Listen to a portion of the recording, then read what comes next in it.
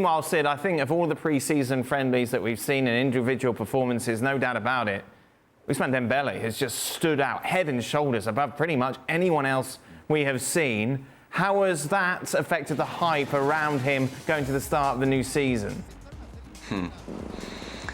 Well, I mean, you have to put it in the context as well, don't you, of what happened at the back end of last season. That we were in a position in which Barcelona was saying, right, you've got to go.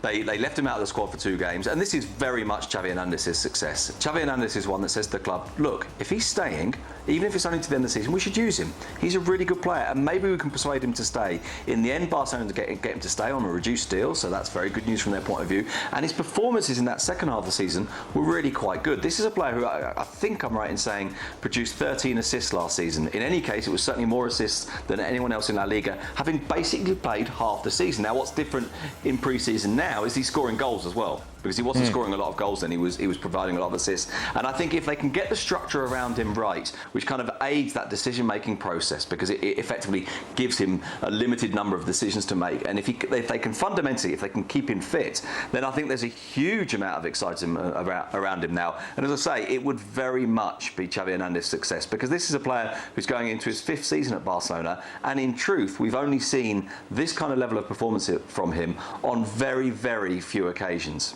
Now, the big question is, Robbo, can he keep this level up? Well, if you saw the second half of last season when he did start playing well, he kept it going. He was consistent. He's been consistent in pre-season so far. I think he can keep it going.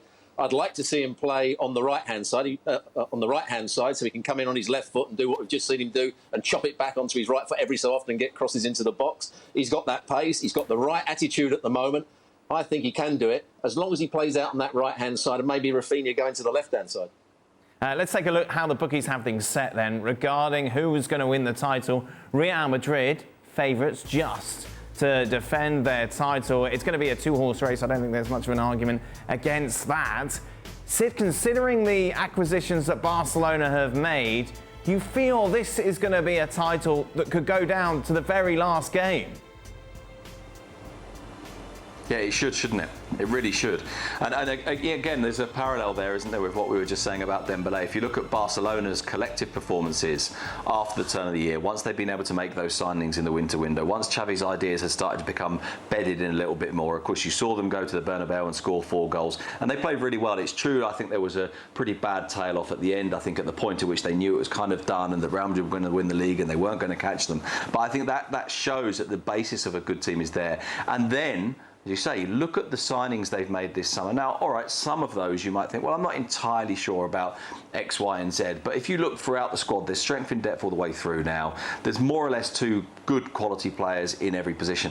And I think 2 or 3 of the signings really are game changers. I think Jules Koundé and of course, Robert Lewandowski are players that really change the level of this team and the decisiveness of this team in the 2 penalty areas. And so I think when you look at that, and then you look at the other arrivals, Kessié, I think, will be important. Rafinha will probably play a relatively significant role, although maybe those 2 won't be starters every week. I think they really should compete with Real Madrid all the way to the finish now. And if they don't, I think there'll be very significant questions asked about how they manage these resources that they've been able to bring in.